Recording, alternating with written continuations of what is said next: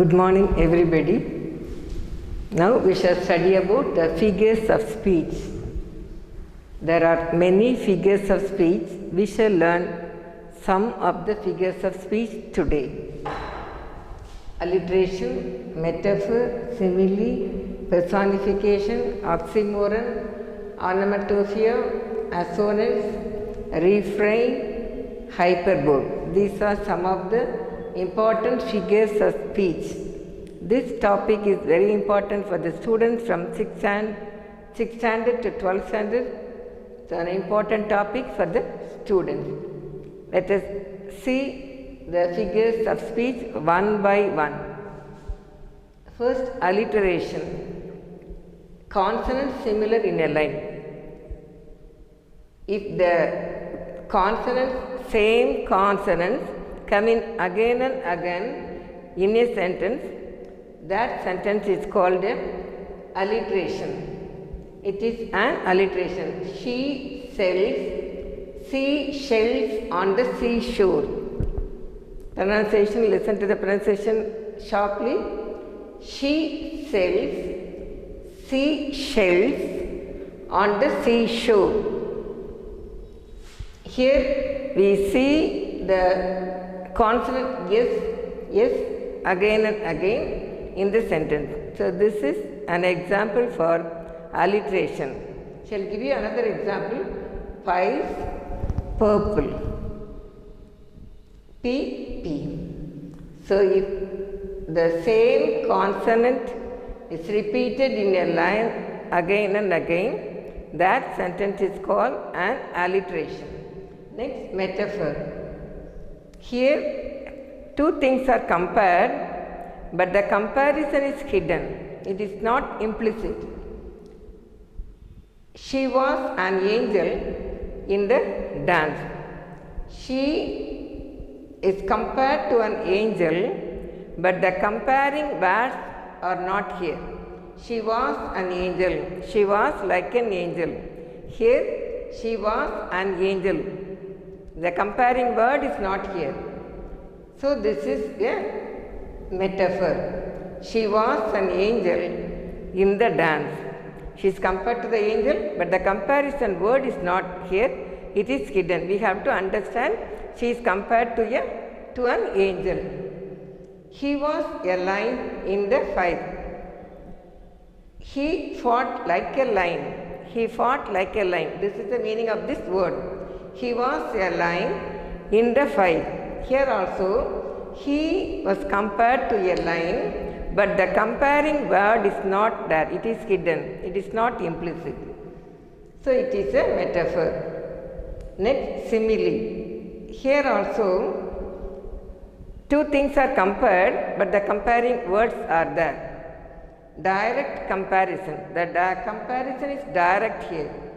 He is as brave as a lion. He is compared to a lion in his bravery. He is as brave as a lion. These two are the comparing words.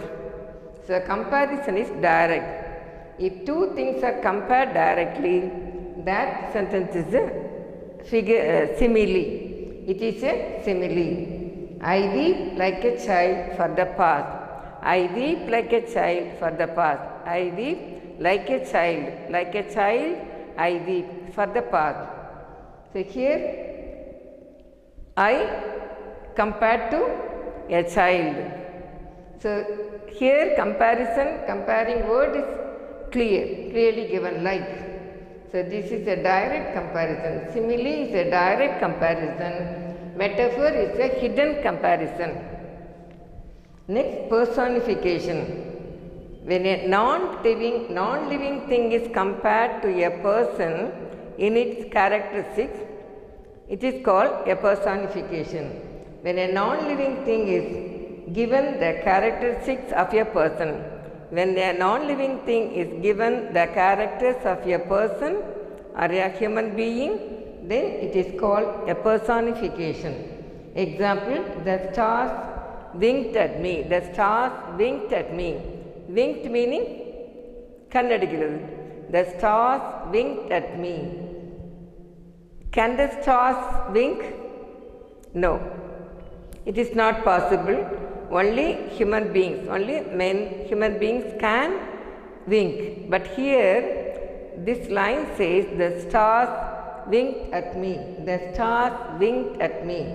The star is given the character of a person. So this is personification. Except the will which says to them, hold on. Will. Can the willpower say, hold on? Willpower is vairakyam. Can it say, can it talk like a man? No, it cannot talk like a man. But here the poet says, the will says to them, hold on. So will, it is not a person, but it is only human beings can speak. Here the poet says, as though the will is speaking to the man. So here it is personification. Oxymoron. Next, oxymoron. Here two contrary words kept side by side. Two contrary words are kept side by side. See this? She was struck by the deafening silence. She was struck by the deafening silence. Deafening, kaadu vedikira maari satham. Silence, very calm. So here the two contrary words are kept together. So this is oxymoron. She was struck by the deafening silence, very silent. Harmonic cacophony to oblivious ears. Here harmonic meaning sweet. Cacophony meaning harsh. Harmonic, cacophony, the two opposite words are kept together in this sentence. So this is an oxymoron. This is an oxymoron. Harmonic, cacophony to oblivious ears, it is an oxymoron. Onomatopoeia. Onomatopoeia. Sound to noises they express. They are similar to the sound which they express. When a word express the sound similar to that, we call it as onomatopoeia. Bees hum, tingling string, birds chirp, tinkling fall. Tinkling fall. They have the same sound of the noise which they express. Next, assonance. Lines having words of similar vowels. If the lines have similar vowels repeated again and again, it is called assonance.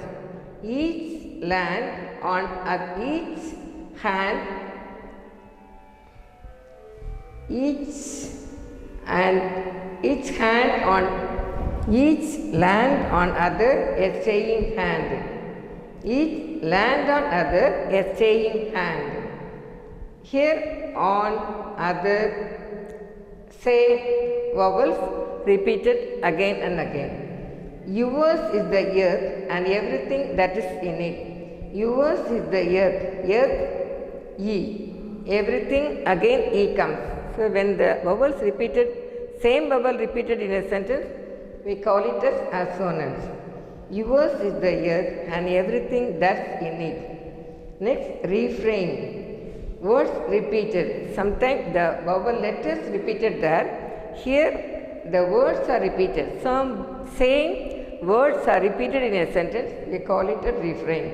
We hear, we knew, we heard the brook. We hear, and here also another here. Same words repeated in a sentence. Then we call it as a refrain. Then hyperbole. Words express in exaggeration. What he wants to say, he exaggerates and says. That is called exaggeration. We ran as if to meet the moon. Can we run to meet the moon? Can we touch the moon? No, we cannot. But the poet says, we ran as if to meet the moon. They ran so that they can reach the moon. They cannot reach the moon, but he exaggerates. So this is hyperbole. We ran as if to meet the moon. It is a hyperbole. Children, this is an important topic for the students in the examination point of view. I hope you all have understood. If you like this video, comment, subscribe and click the bell icon. Thank you.